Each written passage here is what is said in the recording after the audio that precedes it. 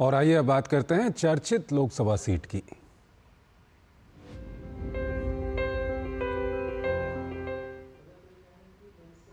बिहार की Pataliputra Lok Sabha seat hot सीटों में शुमार है। इस बार रामकृपाल यादव भाजपा की तरफ से चुनावी मैदान में हैं, तो लालू प्रसाद यादव की बड़ी बेटी मीसा भारती आरजेडी से चुनावी मैदान में ताल ठोंक रही हैं। क्या कहते हैं पाटलिपुत्र के चुनावी समीकरण, देखिए हमारे संवाददाता कुमार आलोक की ये खास रिपोर्ट।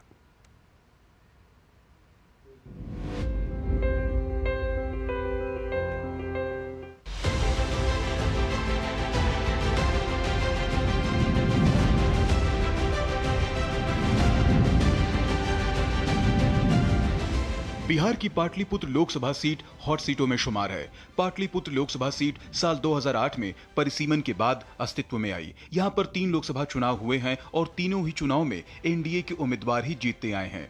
पाटलिपुत्र लोकसभा क्षेत्र से भाजपा ने अपने मौजूदा सांसद रामकृपाल यादव को तीसरी बार चुनाव मैदान में उतारा है। यहाँ उनका मुकाबला आरजेडी के प्रत्याशी और लालू प्रसाद यादव की बड़ी बेटी मीसा भारती से होगा। 2 बार से लगातार पाटलिपुत्र लोकसभा क्षेत्र से सांसद चुने गए रामकृपाल यादव पहले कभी लालू यादव के करीबी माने जाते थे, लेकिन साल 2014 के लोकसभा चुनाव से ठीक पहले आरजेडी से टिकट नहीं मिलने पर उन्होंने भाजपा का दामन थामा था। पाटलिपुत्र लोकसभा क्षेत्र से भाजपा उम्मीदवार के तौर पर रामकृपाल यादव मीसा भारती को मात देते हुए संसद पहुंचे थे। इस बार रामकृपाल यादव पीएम मोदी के विकसित भारत के मंत्र को लेकर एक बार फिर अपनी जीत का दावा करते नजर आ रही हैं।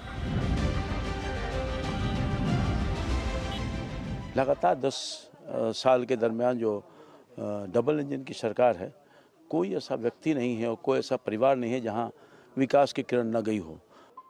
मैं पूछना चाहता हूं प्रतिद्वंदी से कि पूरे 10 साल से यहां हमसे 50,000 40,000 कम वोट मिल रहा है, मगर वोट तो मिलता है इस इलाके में जहां बड़े पैमाने पर उनको समर्थकों ने वोट किया, जनता ने वोट किया।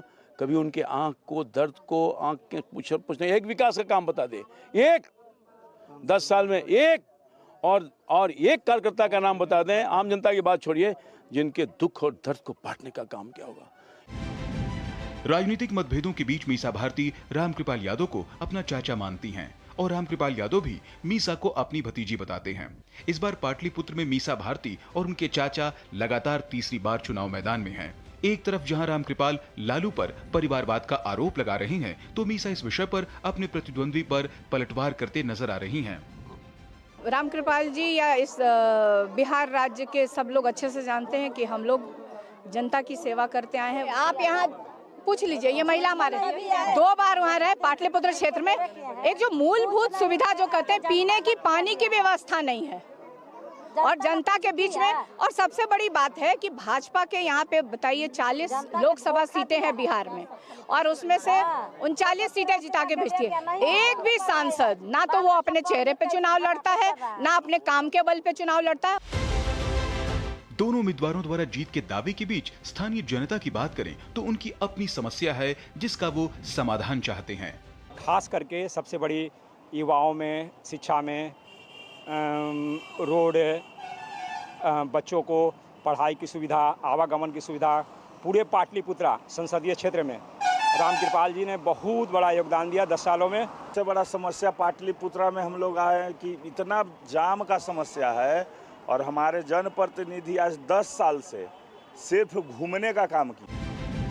बात करें पाटलिपुत्र लोकसभा के सियासी गणित की तो इस सीट के अंतर्गत 6 विधानसभा सीटें आती हैं, जिनमें दानापुर, मनेर, फुलवारी, मसौढ़ी, पालीगंज और विक्रम शामिल हैं।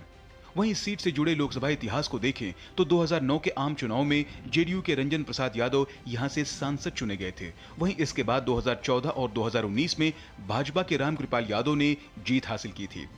अब इस चुनाव में यह देखना दिलचस्प होगा कि क्या रामकृपाल यादव पाटलिपुत्र में हैट्रिक जमा पाएंगे या फिर उनकी भतीजी मीसा भारती बड़ा उलटफेर करने में कामयाब होंगी।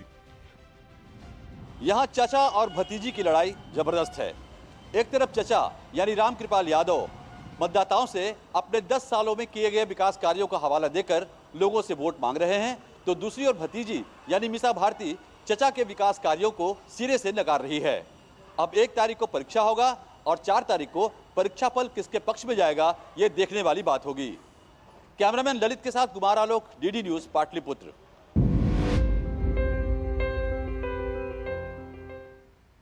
एक और